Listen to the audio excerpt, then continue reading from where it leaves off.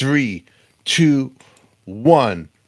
Are we on the air, Dr. G? That's what I need to know. Are I we love on it. the air? I believe so. It does it look live to you? I It think it's does. It live. does. I think it's live. Welcome, welcome, welcome, welcome, welcome. It is August 13th on a Sunday. It's not Friday the 13th. It's Sunday the 13th. Sunday the 13th doesn't seem so scary as it should sound, right? Not at all. We were actually just at a hotel and realized we were on the 13th floor. And it's like, hey, they started doing 13th floors again, because for a while Oh, really? yeah.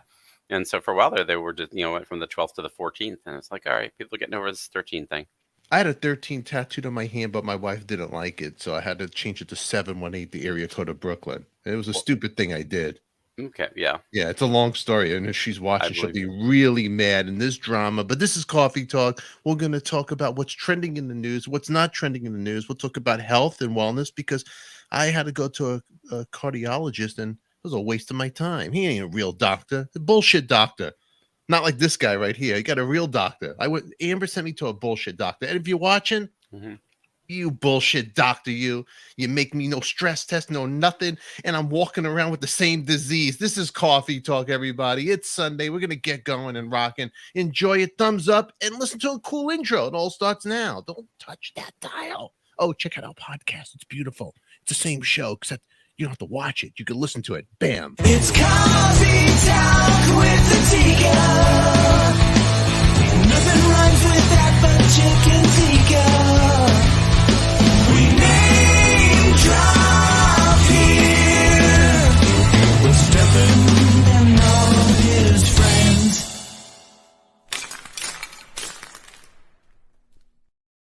Boy, grab your fist and grab your mugs because Dr. G and ADIKA are in town right now. Look at that. Nothing like a good rant on a Sunday morning, Dr. G, is it? Yes. Makes me crazy, Dr. G. Well, there's a lot going on. We weren't on the air last Sunday because I don't feel comfortable going on without you. I'm lonely. It's lonely. But I have some good stuff in our members only here and on Artist on Record. If you guys are big fans of Elvis Presley, I am doing clips. If you don't know Artist on Record, subscribe. It's my other YouTube channel called Artist on Record. ADIKA Live. Always look for ADIKA. You'll find some cool stuff. But I got to interview this great gentleman, Steve Binder. He is the guy behind Elvis's 68 comeback special, and he has a new documentary out. So I put some clips of.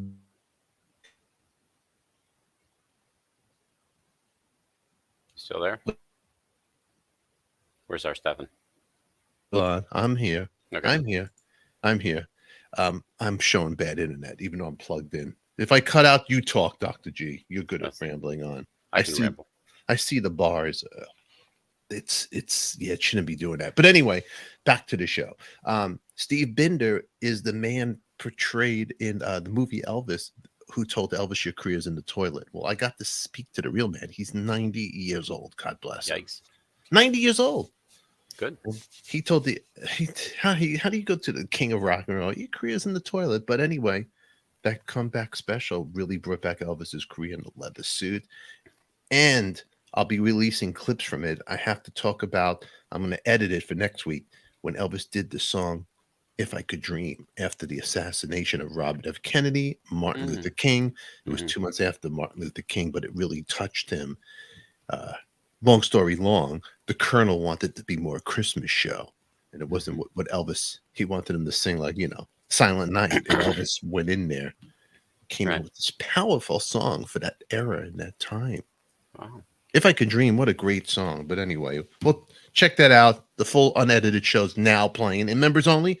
I like it. And if you're a member, you can chat with us. I have it set for members only because I got to make them feel special. But I am going to do this for everybody who's my members. I have a box of junk, I call it. And I don't know if I have your size, but if you're my members here, put in your address. I'll send you something nice. If I have your size, make sure you have a size. If I don't have your size, you'll get something. Maybe like this. If you have it already, it's just me saying thank you for being a member or being whatever. Send you a little something. Or just being part of the show. That's all. Being so part of the show. Loaded with gifts because Stefan, and his internet, he just allows me to take over the show. That's nice of him. And are you back? Are you back? Am I not in the show? Yeah, you're back. Yeah. Jesus, I was rambling. That you could ramble. Yeah. I got some gifts also from some guests that were on the show. I'll show it to you right here. There's a thing called unboxing, Dr. G. So Jackie the Joke Man from Howard Stern show. Mhm. He was on my show, Right. and he actually sent me some cool stuff. Let's see what he sent me. Check this out. Sent me. Look at that. The Joke Man. Bow to Stern. Yeah. Right? Yeah. Look at this. He even signed it. Stefan, you better read this. He knows me good. He's even hawking me Yeah. China. Exactly. Really cool. Jackie the Jokeman. He has a documentary out too right now. Check this out. Another book he sent me. Look at this.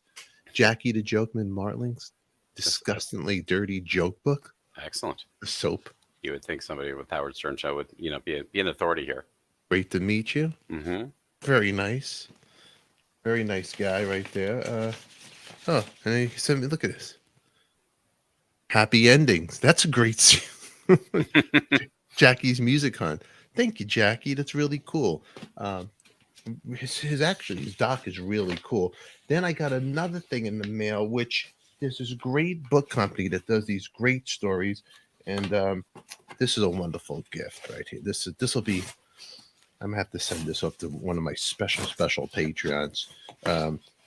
Let's see what this is, but I have to first review it. But anyway, I got this great Ozzy at 75. If you could see this, it's a hardcover, and it comes with posters and stuff of old rock concerts. Mm-hmm. This company makes really great stuff, and they're located in England. And I don't want to open it up, but they did an Elton John one. They did a Alice Cooper one. I think they're doing a Kiss. But Awesome. really cool stuff. So yeah, got some stuff from some good people. This book right here, it's Ozzy at 75. The author Daniel Bugspan dares to tackle rock and roll's Prince of Darkness through 75 years of his career. It's all in this book. Rock concert posters and great pictures of Ozzy and all that. So they sent me that. So thank you very much, gentlemen. And yeah, there's my simple plugs for today till we get into all the crazy stuff. So let's see who's in the chat to say hi to people too, Dr. G. Debbie. We got Debbie. Debbie. She's got a new badge. Thank you for being here, Debbie. Yeah. It's early. It's 6 a.m. She's always early. Thank you for being here. So Hawaii, Dr. G, and you hear what went on in Maui? Yeah, in Maui. It's crazy. Mick Fleetwood had a restaurant there. Yeah, I did. Yeah. Yeah, this is what it looked like on Front Street right beforehand. I've been there. Really beautiful. It's a beautiful restaurant. Wow, Look at the view. That is. Yeah, and then if you see it now, what it looks like. Mick Fleetwood posted. He posted over here, devastating moment for Maui, and many suffering unimaginable loss. Fleetwood's on Front Street had been lost, and while we are heartbroken, our main priority is the safety of our dear staff and team members. Yeah, so what happened was it burned down, and there it is now. Is that crazy? Yep. Look at it. Looks like the whole town was lost. It's great. It's just I've been seeing the different. Just trying. Let's not go to Maui. Let's save the resources for the people who are there.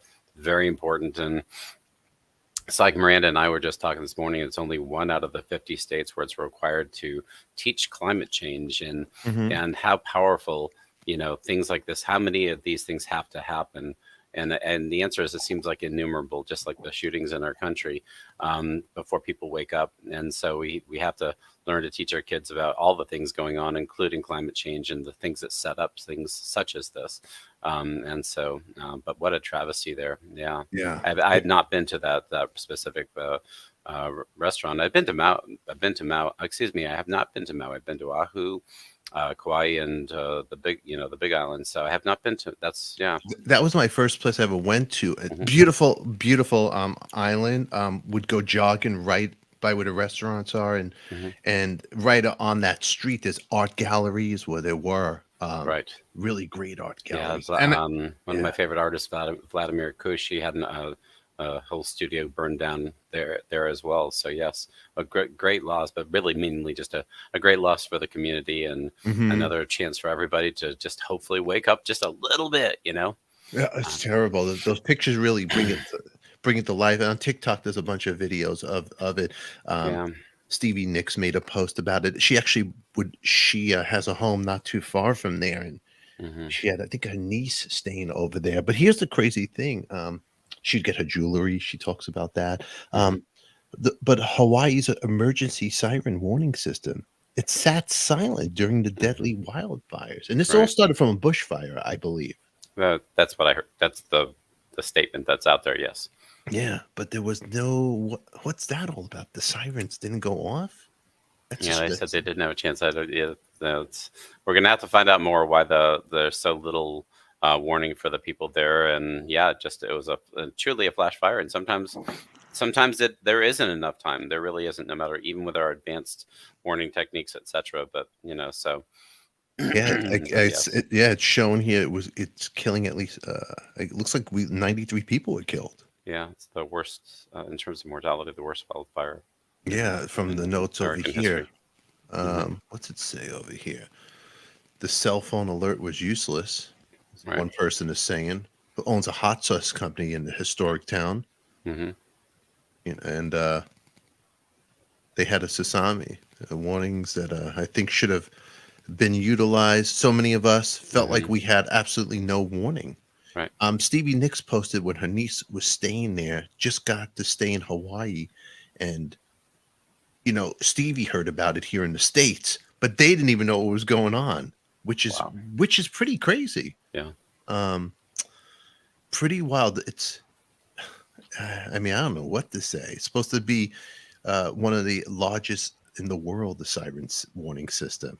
It's supposed to have 400 alarms, and they were not activated during the fires, according to Hawaii Emergency Management Agency spokesman Alan Weintraub, one of my people, Jewish guy. I think he is. I don't know. You would guess. I have to say one of my people. People go, why is everyone always picking on the Jews? Because I am one. It's like that bald hair commercial, Saya Sperlin. Not only am I an owner, but I'm a client, or whatever he says. He had some crazy. That's crazy. 80 on Maui, the second largest island on Hawaii. There are 80 outdoor sirens to alert residents, and nobody was alerted that night or that day, whenever it started. Nobody at the state and nobody at the county attempted to activate those sirens based on our records. I don't understand it. Was there a man supposed to activate it? And that's the question: is who's supposed to do this, and why did they not, and what was the things that go into that. So of course, in the immediacy of things, that is the big issue. Why, with all these warning systems available, was nobody alerted? Like, was he on his cell phone, Googling ADIKA for the YouTube show? Must have been. Right? That's the only thing. The only logical explanation. That's the only logical. Yeah. You're right. Nobody knows what's going on. Right. The guy in charge, was one guy on the island wearing sandals, fell asleep. Maybe my episodes are so boring, he just can't go. No. I don't know. It's not nice to make jokes about it, but it's just it's a serious thing. It's weird. Of course, it is. It's everything about this is tragic, of course, and that's just a rally around. And at least it was like Jeff Bezos and his current wife. They offered, I think it was $1 million to the relief fund, etc., and trying to get all the because there was so much wealth going to certain people. Hopefully they the model will only work for them actually if they start helping in situations like this. So I hope all the support these people need, and then a long time to build back up again. But the main thing is to survive, get everybody who did survive medical care, get everything going in the right direction, and then the long job of rebuilding will occur. Yeah, I pretty crazy. Let's see over here. Hawaii wildfires. Death toll rises to 93 as officials warn of further casualties. Yeah, they said there were hundreds missing. So, and I'm sure some of those are going to turn up people who got out, but some of those people are going to turn up on the death list too. So yeah, you're right. You're right. About 1,500 people are still missing. Right. The officials believe the wildfires could end up being the deadliest disaster in the state's history. Hmm.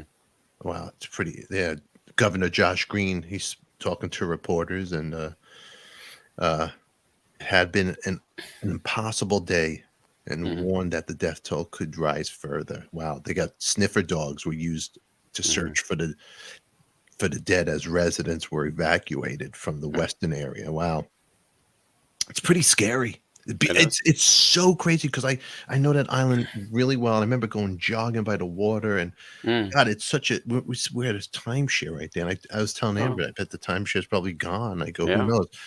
All from this a bushfire. That's Hmm. crazy, Right. huh? It is. And so, well, it's again, this climate change thing is so imminent for everybody. It doesn't seem to be getting, well, the legs that it should, for the reasons that we well understood in terms of the big moneyed interest keeping people from knowing. And so, and how many of these things are going to have to occur? And I hate to go back to the example of the shootings in our country, but obviously no number of shootings is going to change. We have to have a collective consciousness. We're not going to allow this to occur in our country. We're going to Yeah. have to learn to teach our kids again instead of unteach them, as we're doing like in the states of Florida and things like that.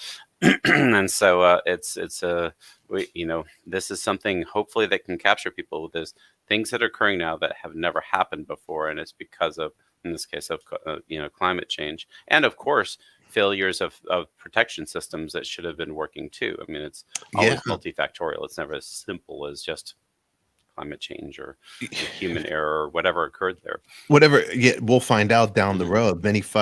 Many fire survivors said they did not hear sirens or receive a warning giving them enough time to prepare, only Mhm. realizing they were in danger when they saw flames or heard explosions. Mhm.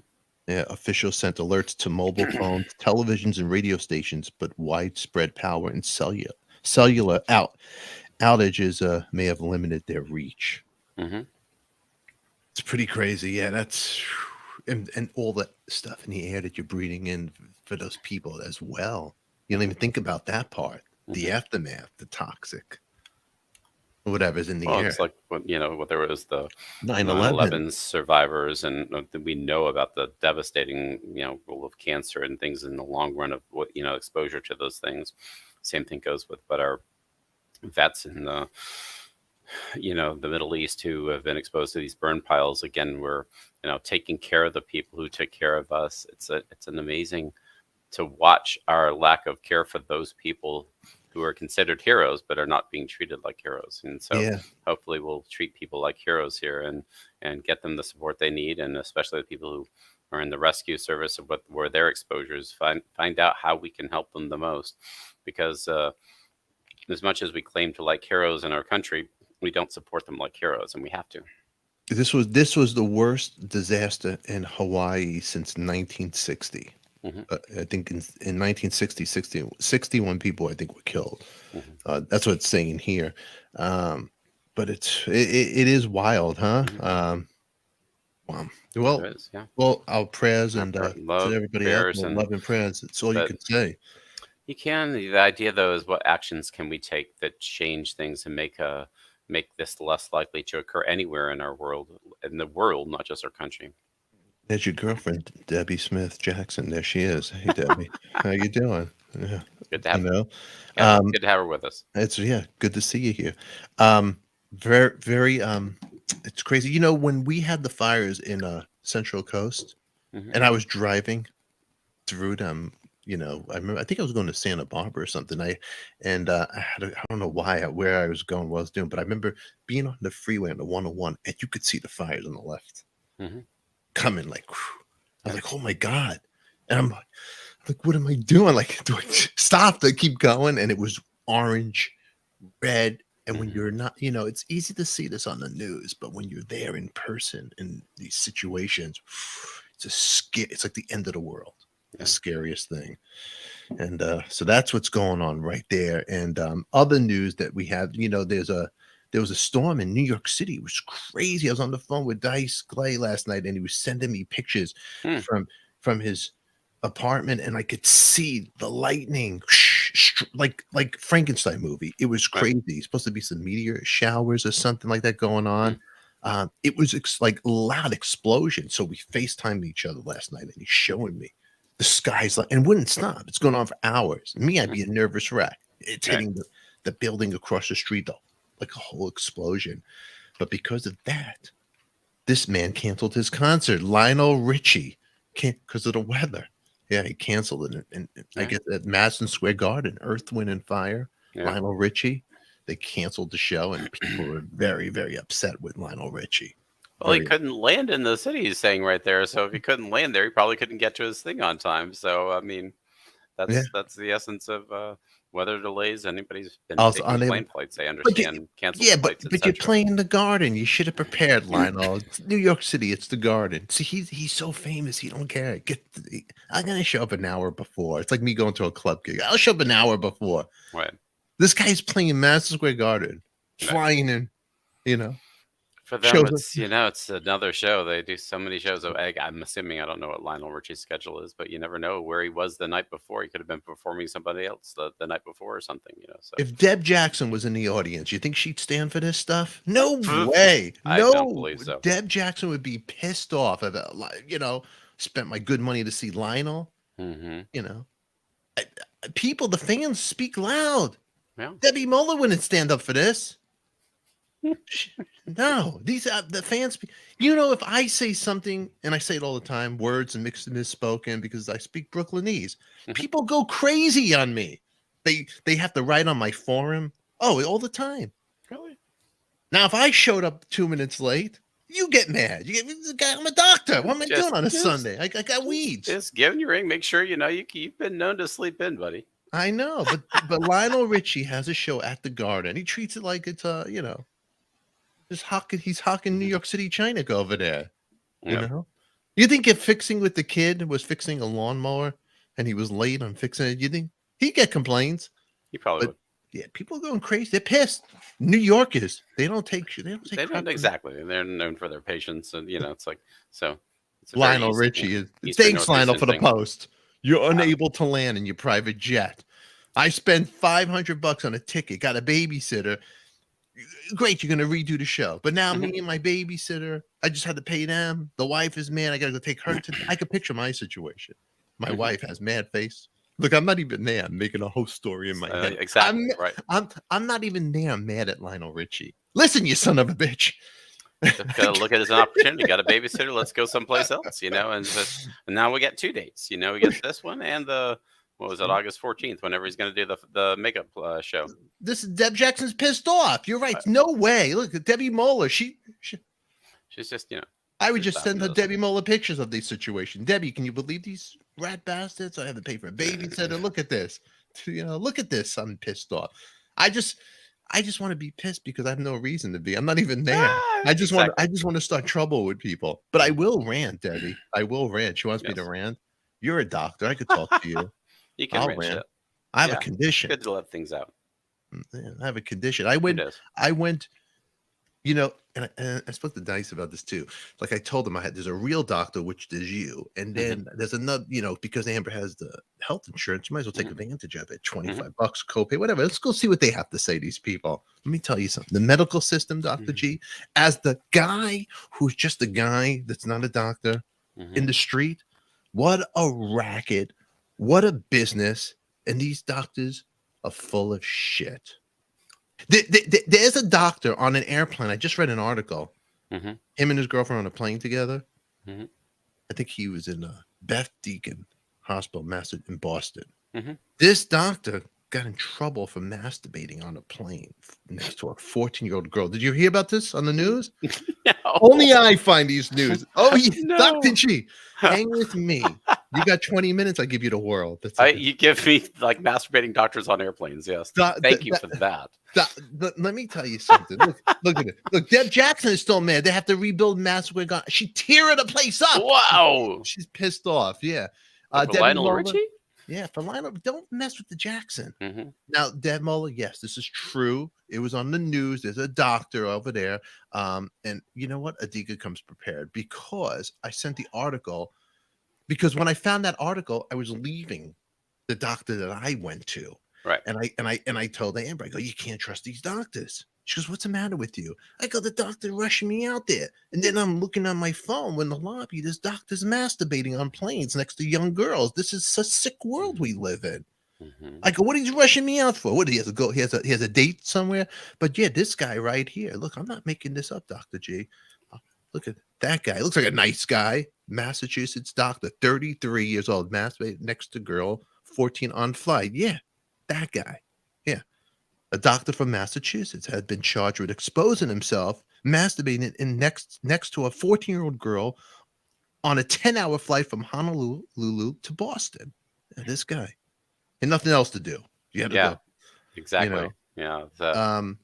Yeah, he works at Boston Beth Israel Deaconess Medical Center. That's a big. They let him go for right now. Right. What do you think his career is going to be like? What do you think? He can get a job. You know what? It's he'll get over this because it hopefully is only. Well, it depends on what his priors are, really. Actually, in terms of this exposure thing and whatever else he's doing. But so. Please tell me he's not a pediatrician. I don't know what kind of doctor he is. I don't know. Federal court Thursday charged with one count of lewd, indecent, obscene acts. The court heard that most passengers were asleep when the girl noticed his leg bouncing up and down under a blanket next to her. About halfway through the Hawaiian Airlines flight in May last year, this took place. The girl was traveling with her grandparents, who were asleep across the aisle from her. Right. The doctor pulled the blanket away, exposing himself, ejaculating.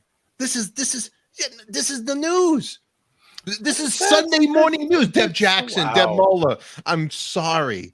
Don't get mad at me. You're not sorry. You didn't be bringing this shit up. Well, I know. She felt disgusted and very uncomfortable. The court heard and moved away to another seat. Uncomfortable. The court heard this. Yeah. She told us in front of the court. She moved to another seat. Yeah. He got up to clean himself. He went to the restroom. She told her family after the plane. Banana peel. Didn't have his own tissue. Yeah, the girl told her family after the airplane ride. Right. Yeah, at least he was nice enough to clean up. Exactly. And sit in his own junk. What a sick nut. Yeah. Mm. He didn't even know he was in trouble. They went to his house and knocked on his door later, and then he's like, his story. Now this is somehow the lead into your doctor offices, and I hope it wasn't quite that exciting. Well, they kind of look like each other. That's why I'm leading into my doctor. Okay. See, the only difference is he had good hair. This doctor, Okay. Yeah. My doctor's completely bald. So I go to the cardiologist because my cholesterol was high. We talk about this on the show, and Debbie, the seatbelt. They had to take his seatbelt off. Look, I don't know what kind of doctor he is, Debbie. Yeah.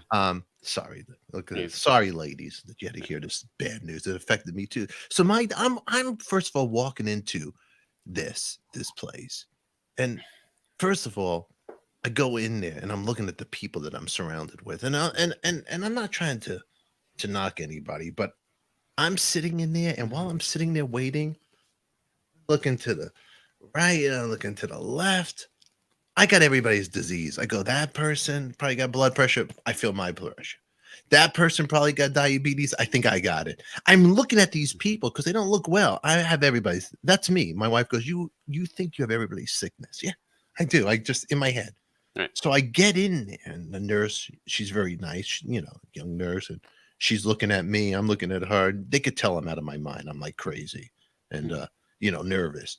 And she takes my blood pressure, and my blood pressure was 118/74. Very nice. And I went up the stairs. I walked up, and I'm thinking I'm having a heart attack. How could that be? I feel winded. Right. Like, I'm arguing with her. She's like, "No, your blood pressure is good." I lost some weight. I was 203. I went to 196, right, which may be a little less because they weighed me with the clothes. Mm-hmm. Pulse was 62. So, everything looks. The doctor comes in, walks right in, very skinny version of the masturbating doctor, and with no hair. Shakes my hand. Oh, so very nice. Asked me some questions. Family questions. I go, well, they don't really want to talk about stuff. I told my mom passed away. Then I start thinking my theories. I go, I'm not a conspiracy guy, but I start telling him about my mom, hypochondria. My fingers, I go, sometimes my fingers get a little numb here. I get a sharp pain right here. I go, I sit for a little, like, my legs feel numb. I go, I don't know if I got the booster, I got the 2 shots. Maybe it's the vaccine. Maybe I got blood clots. I go, yeah, I'm telling him this. As a doctor, you hearing me talk, you're probably Right. thinking I'm a maniac. Be honest, right, Dr. G? Oh, if you again, you remember you have to know your audience. So if you start even bringing up, because in the Western medical world, you bring up the vaccine as any potential cause of anything, they're going to think you're crazy. It's not just, it's knowing your audience. So I No, can my imagine, audience. and your audience in this case would be, yeah, that he would those parts of things would probably make him discredit whatever you told him, because Yeah, that's why he was. you're working against his religion, so to Yeah, speak. so And he's just interviewing me to see right, if I qualify to be a real sick person because he has a Mhm. lobby full of invalids. But Right. anyway, so Stefan, did you shake his hand? Good question, Deb Jackson Smith. I Mhm. actually did. And when I shook his hand, I'm thinking I got what he got now because I'm Oh, thinking he touches sick people all day, and he just gave me his heebie-jeebies right there. So Dr. G, yeah. he's talking to me, and I told him Mhm. my dad had a stroke. He had Mhm. 2. One was Mhm. due to blood thinners and medication. I'm like, I'm not a fan of medicine. I told him. So I go to him. I go, Mhm. well, I came here, and he goes to me, well, the doctor that sent you here is a good doctor. And I go, Mhm. good doctor. I said like this to him. I go, the guy sent me a letter. He goes, what do you mean? Yeah, he didn't call me. I go, he sent me a letter. Well, your blood looks good, blah, blah, blah. But you are at heart attack, stroke risk because of your cholesterol. I go, a guy like me sees that. I'm a walking dead man. I'm dying. I don't see anything else. So doctors listen to me, and right away Mhm. he goes, well, I think you should go on statin. I go, statin. Mhm. I'm not doing that, doctor. I Mhm. go, doesn't that affect your kidneys or liver? Which one? And he tells me, I think it's the liver. He goes, Mhm. well, good. I go, why did you tell me that first before? Right away, you just want to push me out. Mhm. He's looking over my shoulder, Mhm. because and I'm asking him questions. I go, well, what about this? What about that? And we're in the lobby now. Now he's walking me towards the lobby to the desk just to get rid of me. Mhm. And I'm like, well, how long does it take? I mean, I'm losing weight through diet and all this stuff. And what's she saying over here? I got gangrene in my hand. And then he's saying, well, maybe 6 months, but it takes a little while. But I want to prevent you from, heart disease. I go, well, I had the calcium score test. I was at level 2. I go, my real doctor doesn't think it's anything. Mhm. I take the vitamins. I think I Mhm. could lower it with Mhm. diet and workout. Mhm. Well, anyway, he just goes, well, we'll check back. Maybe it's 2, 3 months, 6 months. I go, how often should I check my blood? Mhm. Pushes me out to the receptionist. Mhm. She goes, do you want your results printed? I go, yeah, print it out. And then she's trying to staple the paper. This is like this. And the staple is not working. So right there, I'm thinking, nothing works in this office. How do I know if my pressure is right? So there's my rant. I think it was a bullshit doctor. The stapler doesn't even work. I don't think he works. And Deb Jackson wouldn't stand for that. And that's my story, Dr. G. Let me Well, ask you a question. yeah, Statin. right. Should I There's multiple levels that I think is part of the diseases in our country, which is, well, I should see a cardiologist because it's a $25 copay, which is, sorry, but that's, I'm trying to be nice here. It's one of the stupidest ways of thinking of things that you can have. Okay, so first of all, you already have a test, the cortical calcium score, showing you don't have a heart disease or any significant, you have the earliest traces. So you need a cardiologist as much as you need a gynecologist. So why didn't you do the $25 copay and go see the gynecologist? Because that one costs $25 too. Yeah. Okay, so why did you step into the and again, this is like stepping into the lion's lair. And what happens when you step in there? Well, remember when you talk to someone, and who cares what the copay is? There's so many better people you could have seen from. I'd rather have you see a clairvoyant, okay? The no stress yeah, test? They didn't give me a you know, stress test. because you Nothing. don't need one. You shouldn't have walked in to begin with. Okay, so he knows you're not supposed to be there. That's the good part of it. He didn't fall for it. Okay, and so and even though he could have made money on that one, and he doesn't make any money on the statin. Everybody thinks the doctors make money on the statins. They don't. He walked in with high cholesterol. Of course, he was going to recommend the statin. The other doctor recommended the statin because they think everybody should be on statins. Okay, so and it's part of the disease of our society. As Western medicine is this tiny fraction of medicine. Why are we going seeing practitioners for poisons when you're essentially by walking in the door, you're asking to be poisoned? Okay, and it just and that's and he poisoned you, and you're saying, wow, I can't believe he poisoned me, but he did. That's what he's going to do because he's a poisoner. Okay, so it's like walking into the mad dogs thing and getting bitten. You shouldn't have walked into the place where the mad dogs were. And so I think I did this thinking that people have, well, it's covered by my insurance. That's a danger in and of itself, because the things covered by your insurance are things like for big pharma and for whatever else like that. Why do we still subsidize, the tobacco industry, the oil industry, et cetera? Because that's where the money is, big pharma, where the money is. So you're being subsidized to go see somebody. So you're following for the subsidy. I only have to pay $25 to see the cardiologist, which seems like innocuous. Well, why wouldn't I see one? The answer is because they're dangerous. Okay. And so I'd be very careful about going to someone who has to poison you, because that's how they get you out of the room. Like you're just saying, he's trying to get me out of the room. The agreement is, I'm going to do something for you. You came in here to get something. Clearly, it must be a statin because you're here to see a cardiologist. What else am I going to do? Okay. And so I just tell you, he did exactly what he was supposed to do. He could give you a statin because of your high cholesterol, and everything else is irrelevant. He didn't probably ask to see your homocysteine or your highly sensitive C-reactive protein or your No. LPPLA2 or any of the other important factors to see if you're at higher risk, to discriminate a little bit, because medicine has become so simple that you just give drugs for whatever sign or symptom. Cholesterol is a sign, obviously, and you don't care why the cholesterol is high, because you can say, well, you had some high cholesterol. What are your thyroid functions? What are your gonadal functions? Nothing. What is the inflammation levels? What are the other things that can cause high cholesterol? So once again, that's what I'm trying to get across to everybody out there, is that the way Western medicine practices almost like a level of idiocy that anybody could do. And so, because you walked in there to get a statin from his perspective, okay, and he's fulfilling your dream, sorry, by giving you a statin, even though you said you didn't want one. Well, if you said you didn't want one, why are you here? You must be just kind of beating around the bush, and you really actually do want one. And so very almost no effort to look at any of the other known cardiac risk factors, okay, at all. And so, because again, there's no big money in it. So I just tell you, this is just a very standard doctor visit. He is a very real doctor from a standpoint of what you are asking for by walking into his office. It really is that simple, everybody. And just remember, when you're going to see a doctor, you're really asking for a drug. That's what you are. Just like if you're going into a chiropractor's office, you're really asking for an adjustment. I mean, it'd be kind of weird. No, I just wanted to talk. No, that's your therapist, right? So, and as long as people see things for what they are, then there's no disappointment, right? And so, but would I go see a cardiologist just because it's only $25? No, that's a sign that you should never see the person if they have these $25 copay visits. Okay, because they're just part of the system. Okay. What's the sign that you're part of the system? You're in network with an insurance, or you're part of an HMO. That means that you're essentially bought and paid for as a doctor.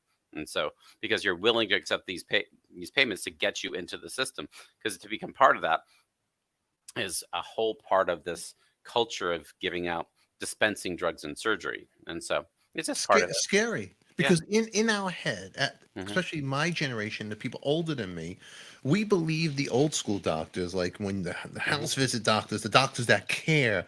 My doctor, when I was a little kid, my pediatrician, his name was Dr. Ruby. He was like a real doctor. You go to Dr. Ruby, he was like family. He would just take care of you, Dr. Ruby. Right. Great guy. Right. And probably not alive. Yeah, probably not a lot. But remember, they had fewer drugs to give back then, and so that's the other thing, So when I'm going to be doing an article soon on dementia and how, the use of the proton pump inhibitors, really, even if you just look at it for more than 4 years, which almost everybody's on these medicines, powerful antacids, everybody, about a 33% increased risk of dementia.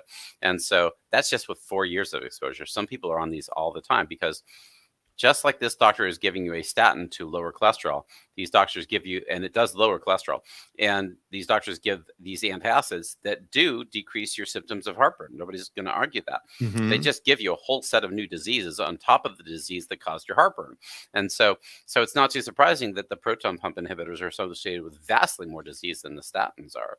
Okay, but they're over the counter now, right? The Prilosec, which is omeprazole and Nexiums, etc.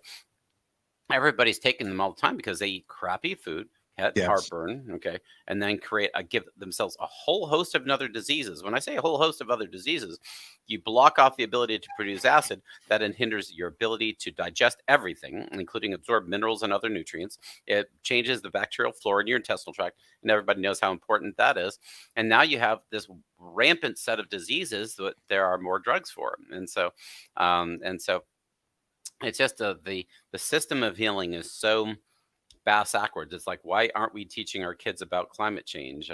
Why are people still going to see doctors primarily?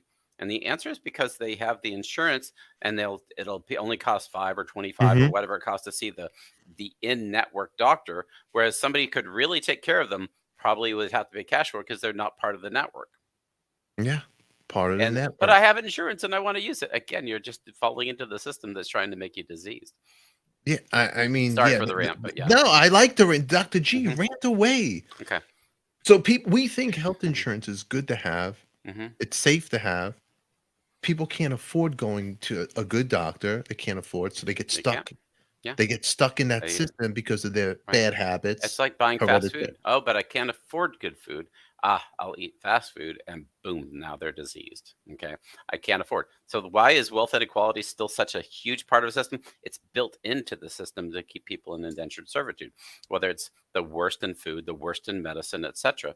And so that's why the number one issue for people stress-wise is the wealth inequality that's growing and growing and growing. Yeah, it's so. What do you So what do we do? We wake up. I mean, the number one thing is to work on consciousness, and so is to have people see things as they are, and when I say not be upset at them, it's that blaming Jeff Bezos for your problem is not going to help you, okay, or whomever Elon Musk, whoever you consider bad. They played the system better than other people did. That's what they did. But the idea is that, well, what are they going to do? They're going to perpetuate the system. So we have to look and see, and can we change? Can we have work within our families, within our communities, then building outward in terms of getting healthier and healthier worldviews? And so, it's just it's start with yourself though. And the number one thing we can do, work on stress management and seeing things as they are, meditation, stress, decreasing stress, being happy with what you have instead, happy with what you have instead of, having what you want, and so there's so many steps here. And then prioritize even our money funds towards, well, good food. The first step would be good food.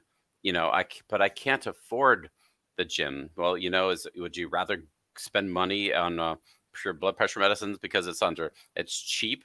Because I want cheap. Oh, good for you. You're going to get cheap. Okay. And so you start from the ground up. You take the locus of control for your healthcare back to yourself. Realize that the answers from the MDs are going to be the last chance answers. When I've tried everything else, this is what I do. Okay. And there's a good time for that. That's why ERs are so important. You have a severe illness, you go to the emergency room because they're there for that. Okay. But the main thing is that you bring the locus of control for health back to you, and you look at your basic habits. Am I getting enough sleep? Okay. Am I managing stress? Am I eating whole foods? Am I living an organic lifestyle? All those things are going to prevent disease. Okay. Doctors don't prevent disease. They treat them early, maybe, okay, or treat them late, but they treat disease. And so they don't prevent disease. Their job is not to prevent disease. Okay. So if you want to prevent diseases, you don't see an MD. It's really that simple. We're not trained on average on prevention of disease. It's not what we do. We treat disease. Okay. And even what they call preventive medicine, like doing a mammogram, is early detection medicine. It's nothing to do with prevention. Prevention is back to the things we just talked about: healthy sleep, organic lifestyle, getting your exercise, et cetera, et cetera, et cetera. Okay, so there's no time for the doctor to talk to you about that because you've agreed to do your in-network doctor, who maybe you have 5 minutes with. They've got to get you out of the room with I did not steeple. Maybe I did. There for you. There you go. Your in-network doctor who is going to poison you because that's all he has the time to do. Okay, so you're not going to get health advice from that doctor. The reason they're not going to order all the tests I just talked about, they don't have the time to talk to you because they've agreed to be part of the stupid. Sorry. Smart or stupid. You're right. You just said it. I just said it. Well, again, there's a lot in there. But I've actually told people that I would not see a doctor stupid enough to be part of an HMO to do these things because they're becoming part of the problem. Okay.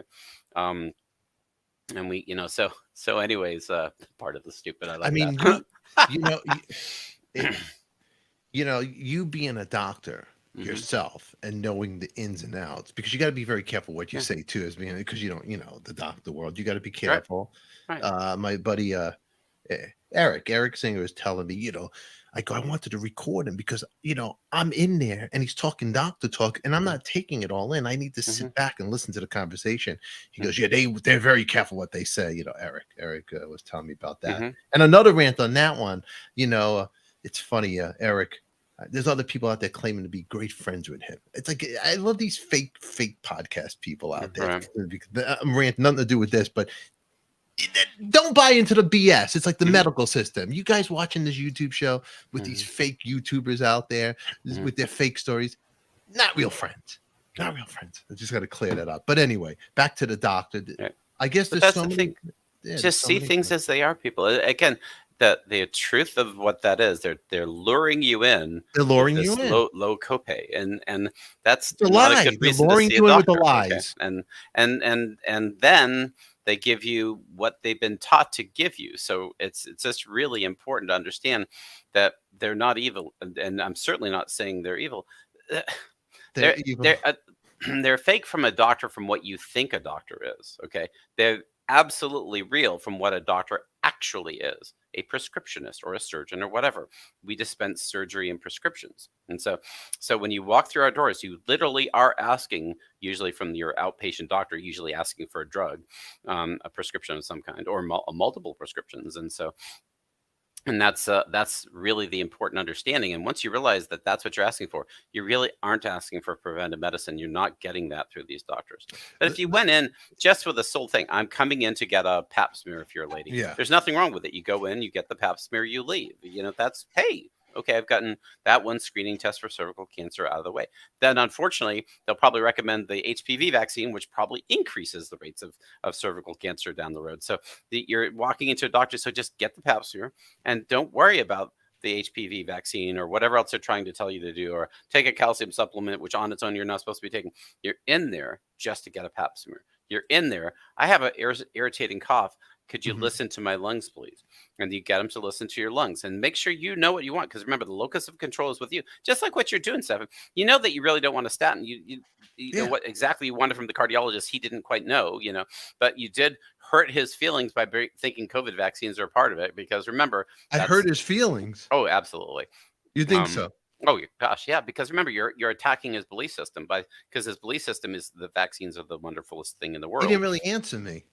That's because he, instead of insulting you back, he just took it in and let it go away, because he just knew that you were crazy from his perspective.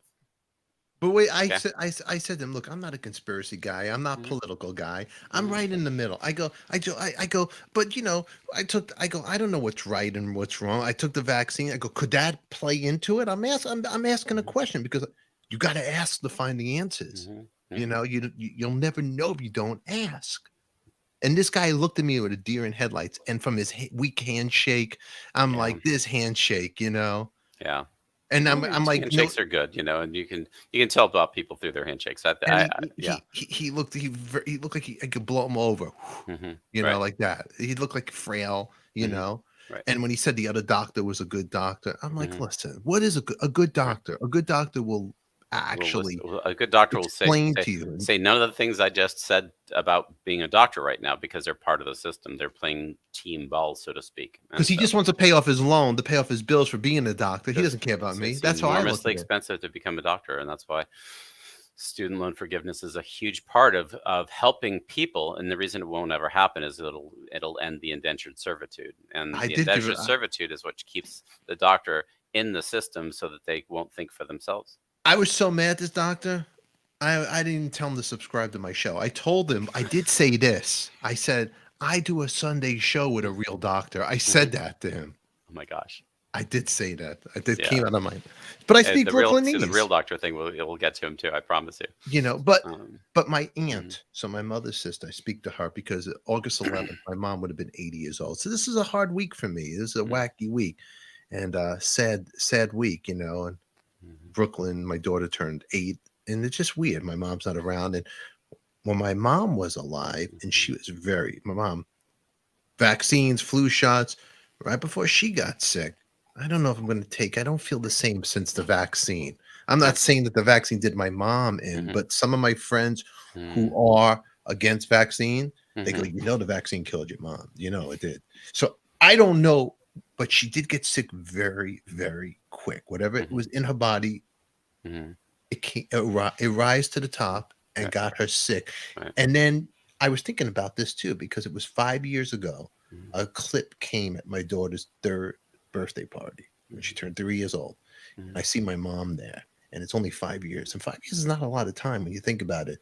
And my mom was 75 years old. mhm, And I'm looking how lively she is and blah, blah, blah. And it made me stop and think, like, wow, you know mhm. what? No matter what goes on, enjoy the moments you have with your Very much so. daughter because we don't know what tomorrow Right, is going to bring us. right, We don't know. We right. don't know. But it just made me trip out. So I spoke to my aunt, my mom's Mhm, sister. She goes, you know, when I think everybody mhm, sounds like my mom when I talk. I go, what? She goes, well, I had a doctor. There was a relative. It goes into a long story. We had a relative that was a very successful doctor. See, my family, they make up these stories like they're from, you know, they went to universities in England, all this, they have English accents. Everybody sounds mhm, like a Beatle. mhm, It was a long story. And my mom would call, oh, they were schmucks, my mom would say. But anyway, my aunt tells me that some uncle or cousin that was his doctor, and they said if you don't see the degrees on the wall mhm, and where they went to school, there's a problem. When you go mhm, into the office, you always should look where they went to school. Always look at their wall. mhm. I go, oh, that's interesting because I go to my aunt. I go, I didn't see anything. She goes, yeah. She goes, I went to a doctor for heart in Manhattan. It turned out when I went looking, he got his degree like in like some cave out of the country somewhere. It was like, oh, is this true? Is Dr. G? Let me ask you, should you look at the wall and look at their We degrees? are taught that we're supposed to put our degrees on the wall just for that reason. Now, of course, they can be forged and faked as well. So, does it really? I mean, all those things can be faked. So that's the whole point: is that any good fake doctor would actually know that they're supposed to have their degrees on the wall. Okay, so I would just tell you, I don't think it's a discriminator.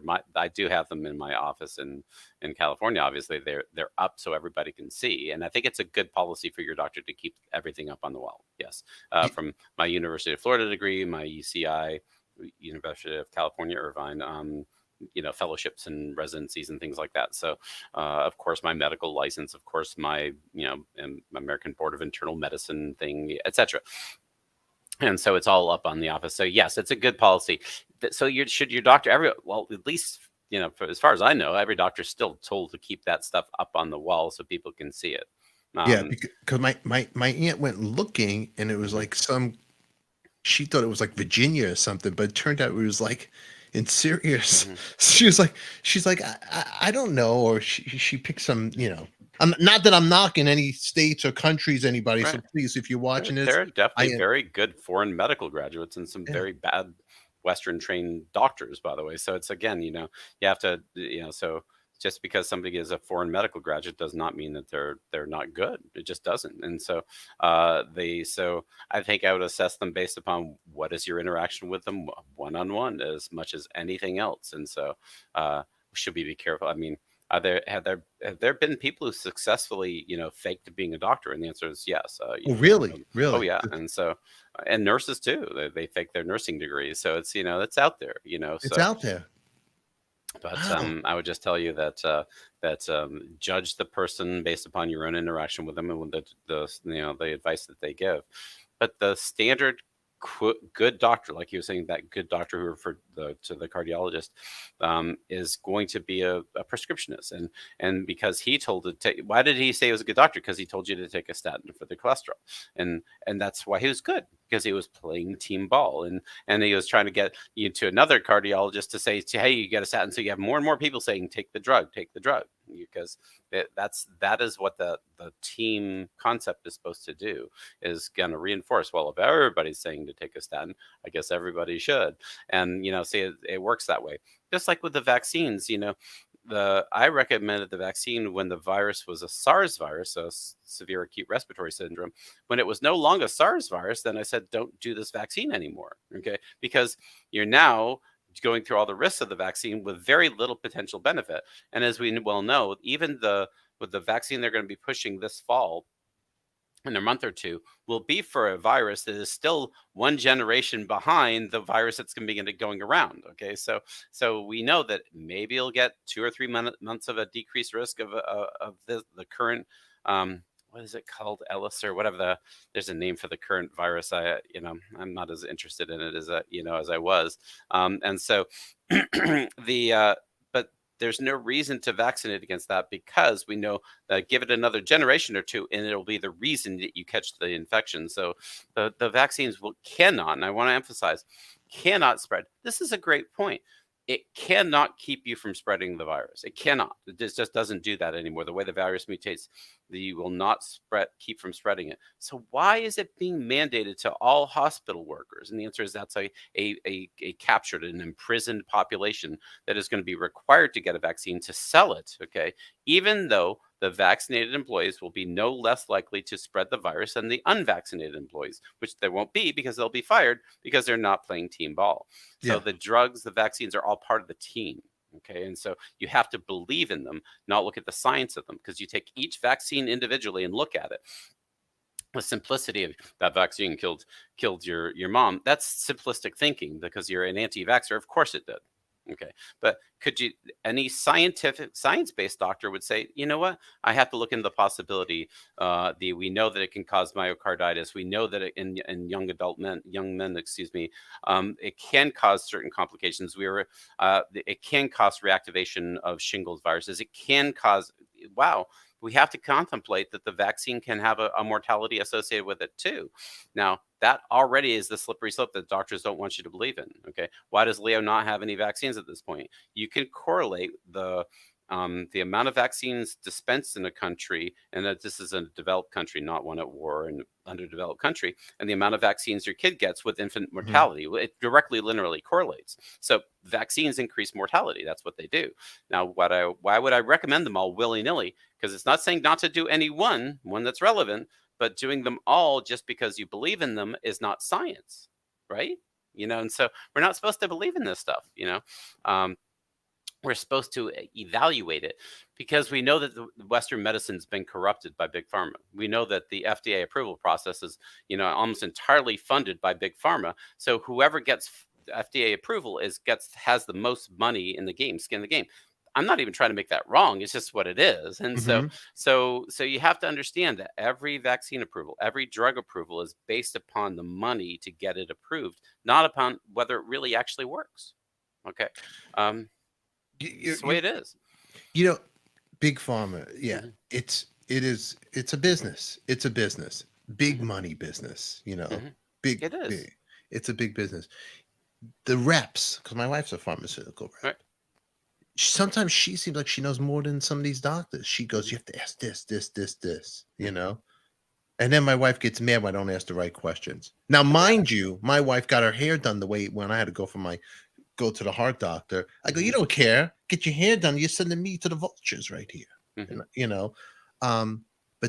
do you think these pharmaceutical reps know more than most of the doctors out there? They probably know more about the one drug that they're just out there. They probably do. That's the whole idea, and that's why it's the pharmaceutical reps have been shown to be effective, because they can manipulate the doctor's behavior. They can. Absolutely, yeah. But they do. They send the pretty female ones to the male doctors, and the pretty male ones to the. So there is a whole part of that is meant to sell a drug, right? Yeah. And think about this. Wait, but think about that for a second. Everybody who's watching this show right now, maybe their diets are not the best, right? Maybe they're fast food. They're in a rush. The world, life is happening. Let's grab a McDonald's. Now you got high blood pressure. You got this, you got that. Go to a doctor with your copay, because it's it's the right thing to do. I got the Right. insurance. I'll be taken Right. care of just Right. in case I go in the hospital. Hmm. Oh my God, that would have cost me a fortune. So now this doctor's telling, you know, Mhm. I use Deb Jackson as an example. Don't get mad, Deb Jackson. Got to use her. You know, Deb Jackson, you need to be on this. And Deb goes, okay, I'll do it. Hmm. Like my impression. Right. Okay. Deb Jackson walks away Hmm. because a doctor just gave her medicine because of the big, excuse the language, don't get upset, Deb Jackson, the big titted, hot, blonde pharmaceutical rep that just turned this doctor on, and Right. he's giving poor Deb Jackson this medication that she might not need and put Right. her in the system because Right. the doctor is thinking not with his head here, his head there. And the doctor is unconscious about it as well. You know, they assume that what doctors remember out of, if they do read a medical journal, they actually remember more about the advertisements than they do about the articles, because they're visually more entertaining. So your eyes will go to something, and so it's known how to market through that media as well to make it more exciting, making it more visual. And the doctor thinks they're educating themselves, and they don't even realize what they're doing is learning from advertisements, and you don't learn from advertisements. And so it's quite an interesting, this indoctrination process continues. And after the medical schools and residency, it primarily comes through advertisements in magazines as well as through the drug reps. And so, and that's sales, and it's nothing wrong. I've said to everybody, the pharmaceutical reps are doing their job. That's why would I be upset about that? And so, but is that where the doctor's really supposed to get their information from? No. I mean, can it bring in awareness? It's like, well, I never heard of that drug before. Somehow I just hadn't run across that. Well, very interesting. Let me look into it, and then do your own research, not the stuff that the drug rep gives you. Yeah. And say, this is a drug that I want to use because it can increase the awareness, which would be the right, the outcome. But we've talked about this before, everybody. It's only America and New Zealand that allows direct to consumer advertising. So all those drugs on the TV that are there for you to ask for, it's been shown to be effective too, by the way. But it's been shown to have you go into the $5, $25 doctor, whatever, to ask for a drug that you really don't need. And remember, the agreement to get you out of the room is to give you the drug that you asked for, even if it might kill you. And that's just part of the system. And the doctor's not making any money, but part of they're just that's what they do, because we give drugs for things. And so Band-Aids. As Band-Aids, and they're all Band-Aids. All of them cover up. They interfere with a disease mechanism without treating the disease, which is the best way of keeping you on the drug, because actually curing you is bad for medicine, bad for medicine from a standpoint of profits. Yeah. Profits in that. Yeah, there it is. Quick Band-Aids. And so what did we learn today, Dr. G? What did we learn? What did we learn? First of all, send a lot of love to the people from Maui. They're just, and let the indigenous people also guide what's supposed to be done there as much as anything. Make sure that the people who do come from that area make the most important decisions about that. Hawaii is obviously part of the colonization process that occurred in America as well, so that's its own story. So make sure the people there, give them the locus of control about how we want to rebuild people who are native to the lands. And then we learned that you really shouldn't masturbate on airplanes, with or without the 14-year-old, I think is another very important takeaway, everybody. And so we learned all doctors are fakes. then I would tell you that I understand the sentiment there, but all doctors are exactly what they've been trained to be. And so acupuncturists give you needles, prescriptionists give you prescriptions. Okay. So, and just understand that when you're walking in to see a doctor, you're not seeing a doctor from the way you envision it, from home visits and caring and all that other stuff. They're there to give you a drug, and that's the way we've been taught to help you. Remember, these doctors want to help you. Their way of helping you isn't an adjustment. It isn't a needle. It is a drug that they give you, and they are trying to help you. Yeah. Well, I'm not going. I'm not into. So was it wrong what I did? I offended the doctor. We learned this. I upset the doctor. My wife will watch this. This is your problem. Mm-hmm. But I'm not going on those Medicaid. I'm not doing it. I'm gonna. Right. You'll do follow-up coronary calcium scores. You'll stay on the things you're supposed to be on. We've talked about that before. Yeah. Follow up on the full lab tests so we can get a full assessment of your cardiovascular risk. If some of the stuff, you want to be at your optimal weight, not because you're afraid of your cholesterol. Okay. Yeah. So if you don't eat cheese, it's because, Gary, I just feel better. I lose some weight. The cheese is a weight gainer. Okay, it's a weight thing. So, but you can eat it in moderation and enjoy it, and cut it back a little bit if it causes you to gain weight. You're doing it because your body, the biofeedback from the cheese is like, all right, I have to moderate this or I gain extra weight. Okay, not because cheese is inherently bad or good. Okay, so this badness goodness thing that remember how we've always talked about nutrition treats people, not diseases. So even if you're dealing with heart disease, there's no one disease diet, for that. It's how do I treat me who so happens to have that disease? We learned drug dealers. Yeah, the drug deal. It is, but the drugs, but we only use the term drug because we're afraid to use the term poison, because all medicines truly are poisons. Okay, a few exceptions, some thyroid medicines and things which are hormones, etc. But the top sellers are all poisons, and so So and then your pharmacy is just a poison dispensary. Why don't they call it a poison dispensary? That won't sell. It's a pharmacy, and so that's scary when you think about it like that. It is, and so with but I really want to poison myself to long-term health. Why isn't it working? Short-term uses of poisons. Again, when I was using the term proton pump inhibitors, the Prilosec of the world. If you have acute gastrointestinal bleeding, those are life-saving. Thank God they're their medicines. I want to make sure everybody hears that. The acute use of these proton pump inhibitors to save you from a bleeding ulcer or whatever else like that is life-saving. Okay.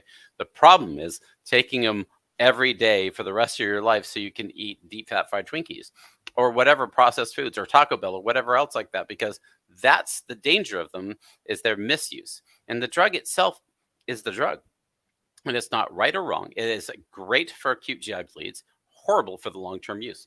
Why do the doctors continually to use it long-term, even though it's not approved for long-term use, by the way? Everybody's on them. The answer is because you stop complaining. The doctor gets you out of the room, and you don't bother them anymore. Okay, because your heartburn's gone. Okay, so it's effective. It keeps the doctor's calls down, keeps you from complaining, and so what? That it gives you more diseases and increases your risk of stroke and heart attack and kidney disease and dementia and every known disease. Okay, because it's just part of the system, and it's medical therapy. How could we have known we're doing anything wrong? The answer is called reading, and so. But you don't, because they don't have the time to, because they're accepting, 25 patients a day. Yeah. And I promise you, if you see 25, 30 patients a day, you don't feel like reading. You don't, because you're exhausted. And so you're burnt out. But as a patient, you should definitely go into your doctor visit. If you're in the system, go with a list of questions. Mm-hmm. Don't go on the top of your head. Be prepared. Most doctors' visits are set. We're taught when we were doing the waves of patients back when I was part of this HMO system, you're allowed to deal with one problem at a time. Okay. So let's say you have, hair loss, chest pain, and, an upset stomach. Okay. You get one of those, and hopefully you'll start with chest pain, and let's start with that, because you don't have the time to deal with all those things. So the list of question things is good. Okay. If the doctor has time. So one of the first things I'd establish is, how much time do we have here today, doctor? Okay. After greeting them, saying hi. And so, all right, we only have 5 minutes. Okay. So let's, in this 5 minutes, have this realistic understanding of what you can get through in 5 minutes, which is not much, which also hurts the patient interaction with the doctor. Most of my patients know me, we have a great rapport because I talk to them. They know about Leo. They know that I went to my, they'll ask me about, Leo's plane trip. They'll ask him about, because we have a relationship, and something over time that they'll know that they can trust me or not. Of course, if the way I interact with them makes them, I don't trust that doctor. They should listen to that. Okay. What they can find out about in these little visits, you can't really find out much about your doctor, right? You can't really find out who they are. But that's the way it's meant to be. Remember, keeping you in the system. And so what can I get out of this doctor's visit? And so you understand, because I want to make sure that doctor will feel, if you have 20 questions for their 5-minute visit, they almost will shut down completely. Okay. So say, all right, we've got 5 minutes today. Can I cover these first 2 questions, and we'll make an appointment for the other ones later? Okay. And they'll know that you're thinking about them too. Okay. Because that's part of the interaction. They're overwhelmed. The system is meant to make them feel overwhelmed. Okay. So that you're actually a burden to them. Okay. And so I felt that. And they are. And so when you have these, you know, some of the doctors I work with, they had, 5 patient waves every half hour. Okay, so 10 an hour. Okay, so Mm. they looked forward to no shows. I promise you.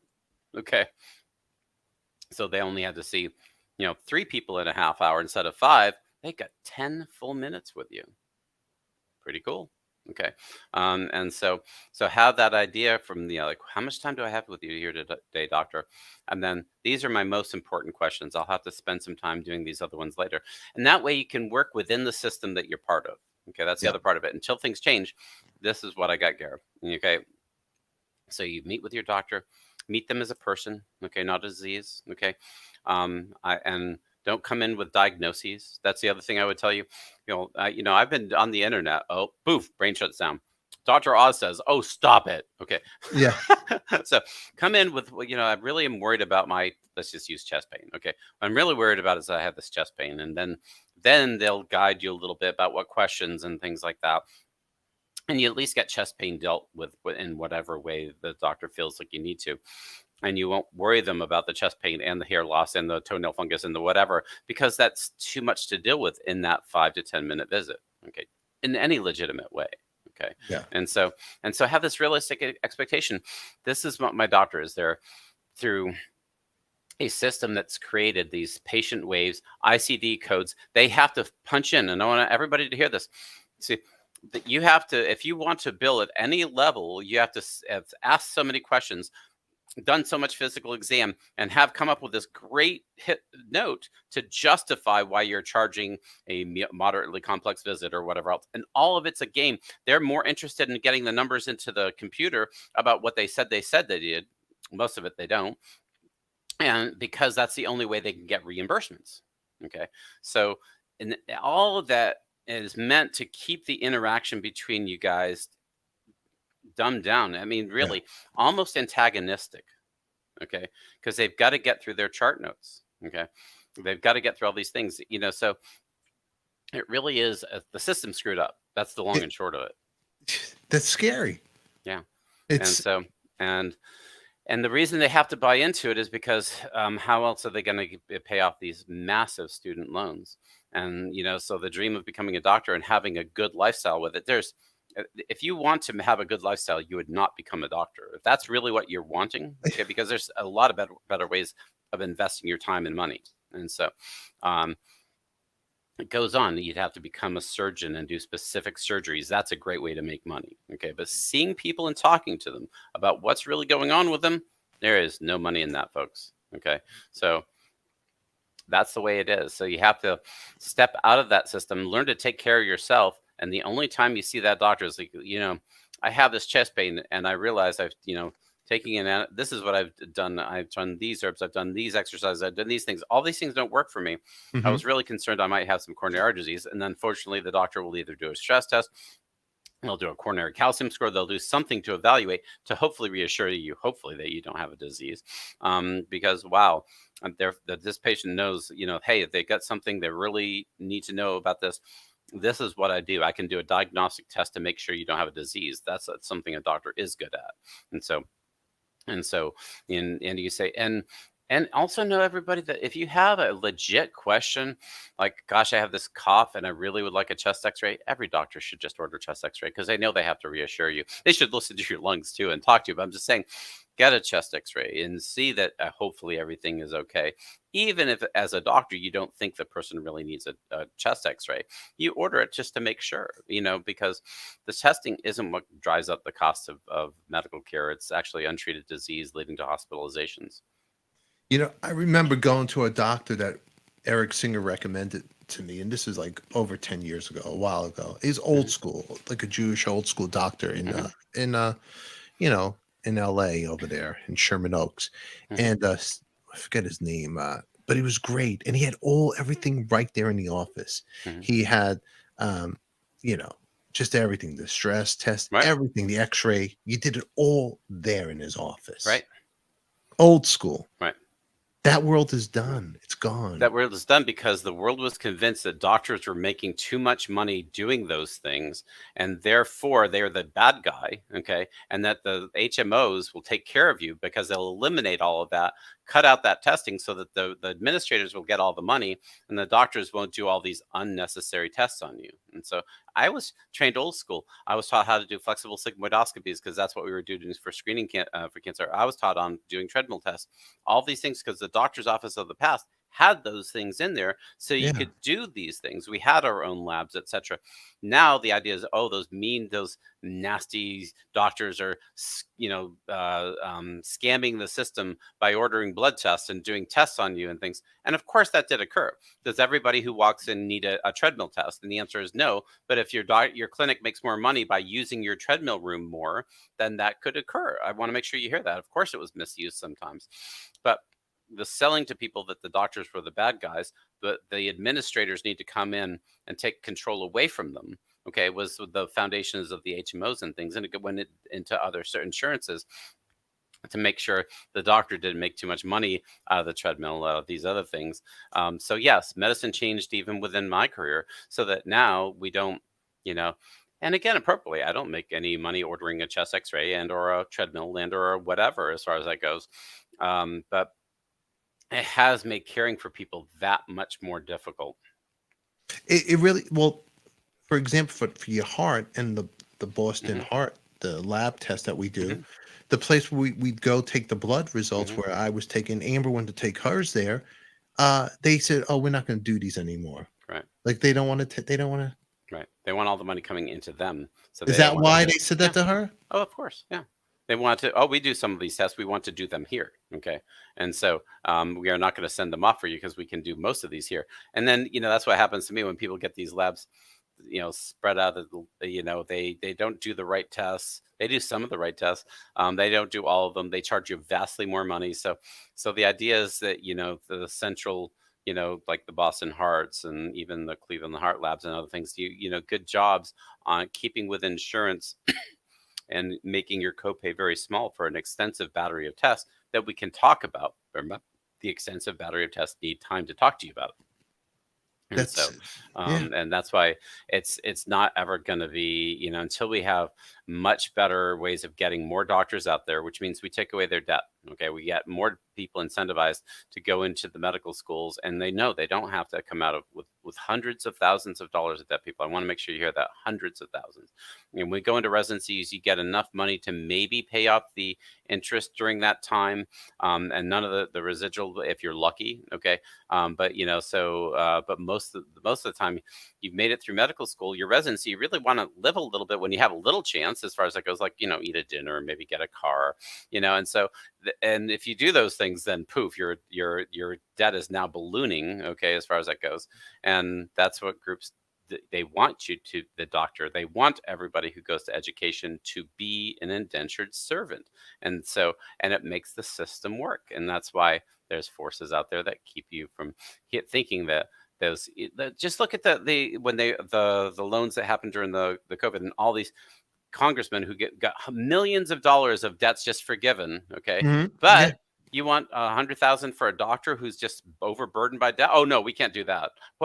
How could we ever possibly do that again? And people buy for it. They will continue to vote for the people who give millions of dollars away to the richest people and continue to subjugate everybody else. It's crazy. It is crazy. It is And it's crazy. because it keeps the system going and the money continuing to go up to the powers that be. And so, we're getting very close to Robin Hoodville here in terms of where the wealth inequality can't go on unless or radical change has to occur. And so, but that's all what's keeping the system going. It might not seem relevant, but it really is. It's what's keeping the system going.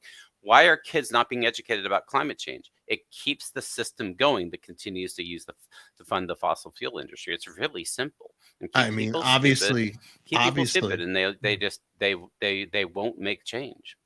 Obviously, look, top stories right here. Maui, the wildfire. Right. Where's that coming from? Mhm. Climate Right. change. Hottest days Yeah. everywhere, whether it's Phoenix or anywhere, as far as that goes, so So it's about, and then what is the answer to that? Number one, okay, stepping and realizing that attitude of gratitude, journal about gratitude, make sure you take time for sleep. The inexpensive, grow a garden if you can instead of having a lawn. It could go on and on about the You're simplest totally things that right don't, on that. you Instead know, of having a lawn, yeah. And grow a so garden. there's simple things that you can do to take control of your food supply and do what you can to take care of yourself, because the system isn't set it up to take care of you. It's been set up to make money out of you. So when you walk into that doctor's office, you're being set up to have money being made out of you. And so that, and even if that's, well, the drug had a $25 copay for the Yeah. cardiologist, $5 copay for my statin. What do you mean take money out of me? It's keeping you diseased. Okay. And that's part of winning. Okay. But I could get a $1 burrito at Taco Bell, and that's part of keeping you diseased, because the good food costs more than $1. And so so getting people to be aware of those things, they make healthier food choices, healthier life choices, and learn to become very, more savvy about their financial status as well too. Not wasting money at the whatever guys go to strip bars or something, and learn to invest instead of go to strip bars, whatever, or invest instead of spending money on lottery tickets. It's, there's so many Yeah. things that we can be doing to take away the financial servitude that makes us think we have to go to the $5 copay drug, the $5 copay physician, whatever, because that's all part of a system that keeps us down. And then you wake up to that and then realize it's just the way the system is. When I say it that way, it doesn't make it right. You just recognize it, and then you move forward knowing those things. And so that's why your meditative life is so important, that you can see things as they are. There's no reason to be upset at the way things are, whether it's the sun rising or big pharma making money out of you. It's the way sun's going to rise. And right now, the way the system is in this moment, big pharma is going to make money out of you. So we recognize that stuff, and we kind of just move forward and realize, wow, I don't have to play into that system anymore. What do I do? And the answer is usually the opposite of what they're telling you to do. Okay. And so, like mainstream media, right? And so we had that brawl in Montgomery, right? And that was right That's after right. the rally from the former orange guy. And so and then that's hate, and then we're learning to project onto others, and whether it's skin color, whether it's LGBTQ, and we stop falling for this idea that I'm supposed to hate somebody because they want to have women's rights, they want to have equal rights, whatever else it is, and not falling for that anymore. And then you become more happy within yourself, and you need less and less. Okay. Yeah. And then you're less diseased because of it. And so it's an inside job, and we can all do it. And we just make that change in the now. It really is. It's like recognize, okay, this is the way the system said it. How much did I take enough time for my sleep? Am I spending more time with my kids, right? As far as that goes, just basic things, that you're just in a state of loving kindness. And then that helps actually prevent disease too. Didn't have a chance to tell you, there was just a study looking at just diffusing essential oils at night, and led to a 233% improvement in brain function in a 6-month period by using. Really? Yes, by using diffusing essential oils in your room, and they just cycled through different ones. And the idea is the olfaction is a way. So working with other systems of healing, like essential oils, and then you start to realize. Then you realize that coffee actually stimulates function in the brain beyond caffeine. And then you say, "Wow, coffee isn't as bad as people are telling me it to be. No, coffee is good for you, not just coffee talk." And Yeah. so, and then we start to find healing things, real actual healing things. Okay. Essential oils can actually improve. This is in people with normal cognitive function. Improve my cognitive function? Absolutely. Okay. Why isn't that front page news? Okay. Because Wow. that would help prevent disease. Disease makes money. Okay. So you're not going to hear about the things that make you well. Okay. And so, So and, right now, are you saying mhm. get a little Get an essential oil diffuser. The study used like just 2 hours of essential oils. They rotated through different things. The different essential oils were used because the idea is it's like your memory works better if you challenge it in different ways. So that the neuroscience of olfaction. Sorry, doctor stuff.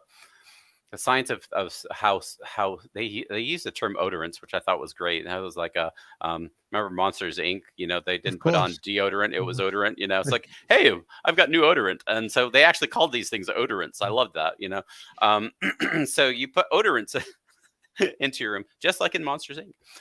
And so, and you just diffuse good smelling things that you enjoy because they just rotated through them. And even though some of the oils that were used that were diffused aren't classically associated with improving memory, all I tell you is the idea is that rotating through different ones seems to be more effective than just one alone. Okay, maybe that's because your brain gets used to the smell of one thing and it doesn't stimulate it as much. Okay, because new things are stimulating to us. So the idea that different olfactions, different smells, excuse me, are stimulating your brain. But here's that something that can improve cognitive function just by diffusing essential oils at night. That's awesome. Okay. That's You incredible. know, drinking coffee can improve my functional MRI scans of the brain and shows that you can be more task oriented and do more things and accomplish more. Wow, that's interesting. And so there are things in nature that are there to help us, and whether they're berries and all these other things. So the idea of preventive medicine is us to learn how to take care of ourselves better because the doctors simply can't do it in the system they're part of. Wow, interesting. You know, it's funny. I go on Instagram Hmm. and I used to use the Bona, the Swifter, and all Hmm. that stuff, but now I make my own, Yeah. and I use either Hmm. peppermint, I'll use lavender oil drops, and I'll mix it with vinegar, Yeah. and then I'll mix the other half is like rubbing alcohol you use, right? Yeah. You That's spray part it of on it. the floor, and then you You put the can wipe. oil drops in Hmm. it. Yeah. Smells up, and Amber's like, "Well, the floor looks Hmm. great." I Right. go, Hmm. "I'm not using the other stuff anymore. I'm Right. using the," and actually, if you Right. use certain drops, like I Hmm. think it might be like Hmm. peppermint, it'll Hmm. keep away ants Right. as Peppermint well. will keep away ants as well. It'll Exactly. keep away So ants. so it's So something better out there than using the standard things you buy on the ends of the grocery store or wherever you buy these things, you know. Um, and so it's it, excuse me. It really is. There's so many things we can you do to make be your own, healing ourselves. yeah. You make your And own and and laundry that's detergent. but You could the way do. you came up with that is you found something, and then you can look into it more, do your own research, of course, as far as that goes, you know, because if you read it somewhere about somewhere on the internet, it's, oh, you could just make your own bleach or something, and it's like, well, I don't know, you know, so you have to look for these things, and then of course you in reality you see how they work for you. Of course, some people are sensitive to certain you know, oils. That's true, you know, so and you have to pay attention to what oils you use. If you're sensitive to peppermint, then you wouldn't use peppermint. I mean, it's really kind of straightforward, even It, though they said, you know, to use it. but it Use smells eucalyptus or yeah. it smells great, and Hmm. you know, and it cleans the floor way better than anything I've used, There and you go. it was great. So there you go. Right. Little tip of the day for Hmm. coffee talkers out Hmm. there. Also, Hmm. homemade laundry Hmm. detergent I've been making myself with Awesome. lavender drops. Right. And the idea is So these can be even less expensive, but even let's say they were the same expense, they're better for you. And that, so, and for the and environment, like and the Amber's like, environment, of yeah, course. Amber doesn't want me to buy the big plastic Right. laundry jug. She goes, "Look what you're Yeah, I mean, doing." I don't think we've even talked about the microplastics issue that's out there, and it's enormous, and we don't know the entire extent of it, and what is this stuff doing in our body, and Hmm. can't come up with it being a good thing, right? You know, so there's so many things. So we turn towards these organic lifestyles and live like real humans in the real world. We honor our environment. We walk barefoot in the soil as much as we can, and get out in the sun as much as our bodies can take it, etc., etc. Because that's how we get energy as well. And so there's so many good parts to healing that you can do yourself, and it really isn't at all dependent on what the physician says. You know, Yeah. the physician's there to give you drugs. Okay, and there's a time and a place for drugs, like we've always said. Okay. Yeah, absolutely. Yeah, we're big on doing that. Mhm. Slowly, I'm making the change. The other day, I went to the and I bought my own container of laundry. She goes, "What are you doing? We're making our own, and it's Mhm. fun, and it's something to do with Brooklyn. We make our own detergent, shake it in Awesome. a mason jar. You mix That's Epsom great. salt, baking soda, Yeah, that's lemon drop, awesome. shake it all, and it's something you could Mhm. do at home with the kids. But anyway, Nice. you learned something everything Yes. today, and So from I know we've us. been running late there, guys. So No, thanks for it's everybody okay. for listening. Yeah, this was a fun show. I Mhm. got the rant, we got to learn. Wednesday, I believe Wednesday, everybody who's watching on Artist on Record, Stephen Gibb, son of Barry Gibb of the Bee Gees, he'll be coming on the show 11 a.m. Pacific Standard Time. He has a new band out, and he played with. I just found out from Debbie Miller. He played with Nikki Sixx for a while. Played in Zach Wild, one of his bands, but There you he go. has his own band that's Mhm. really good. Plays his father's band. He's the guitar player for Barry Gibb's, act, which Right.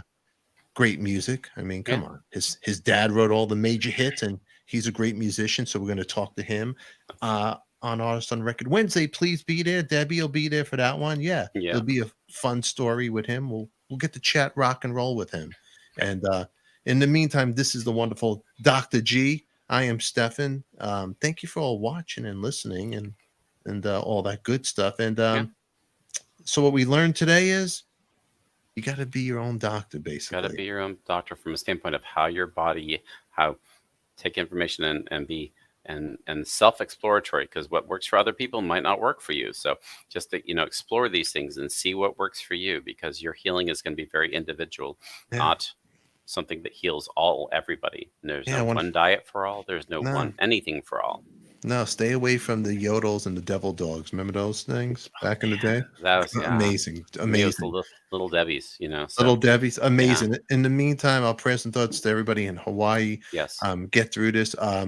For everybody out there that went to see Lionel Richie, don't worry. We'll have Deb Jackson call for you all. She'll get your Mhm. money back. All righty, Exactly. Deb Jackson, do that for us. She's the one. She is the one. Debbie Muller, thank you very much. Mhm. Much love to you.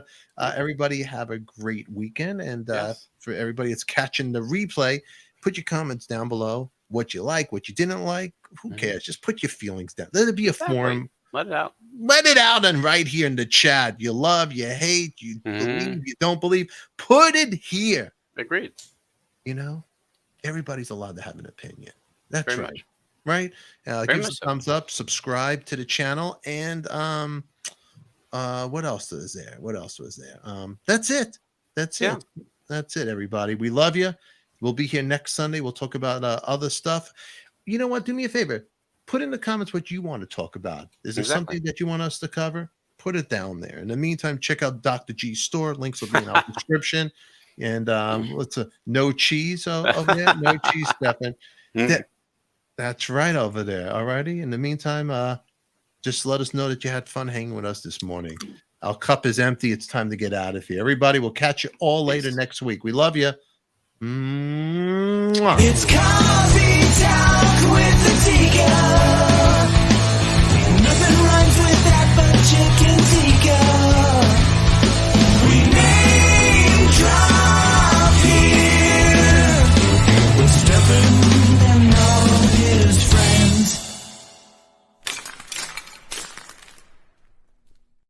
Another fine episode. And make sure you click on the box that pops up somewhere here, there, or everywhere. Give us a thumbs up. Remember, who loves you, baby? We do. Mwah. See you next week.